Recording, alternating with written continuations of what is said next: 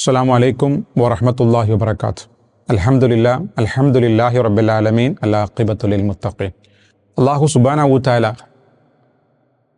മനുഷ്യവിഭാഗത്തിനടക്കം അവൻ്റെ എല്ലാ ജീവജാലങ്ങൾക്കും ഒരുപാട് അനുഗ്രഹങ്ങൾ നൽകിയിട്ടുണ്ട്.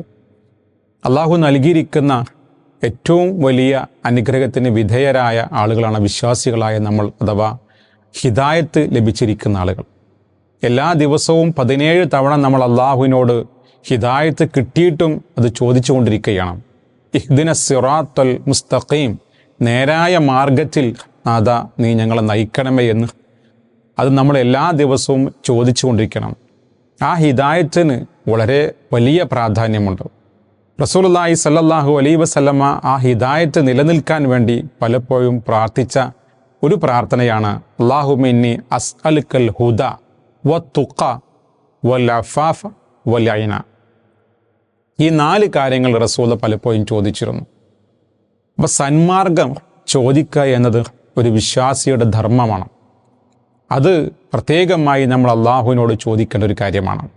റസൂൽ സല്ലല്ലാഹു അലൈഹി വസല്ലം പലപ്പോഴും ആ പ്രാർത്ഥനയിൽ ഉൾപ്പെടുത്തിക്കൊണ്ട് പറയുന്നത് അല്ലാഹുമ്മ ഇൻഫഅനി ബിമാ അല്ലംതനി വഅല്ലിംനി മാ യൻഫഉനി വസിദ്നി ഇൽമ വൽഹംദുലില്ലാഹി അലാ കുല്ലി ഹാലിൻ. അല്ലാഹുമ്മ ഇൻഫഅനി ബിമാ അല്ലംതനി, പഠിച്ച കാര്യങ്ങൾ കൊണ്ട് നാഥ നീ എനിക്ക് ഉപകാരം നൽകണം.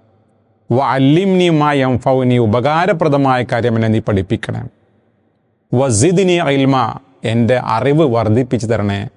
വൽഹംദുലില്ലാഹി അലാ കുല്ലി ഹാലിൻ, എല്ലാ അവസ്ഥയിലും അള്ളാഹു നിനക്കാണ് സർവസ്തുതിയും. അപ്പം പഠിക്കുക, മനസ്സിലാക്കുക, അറിവ് കരസ്ഥമാക്കുക എന്നത് ഹിദായത്തിൻ്റെ ഏറ്റവും പ്രധാനപ്പെട്ട ഒരു ഭാഗമാണ്.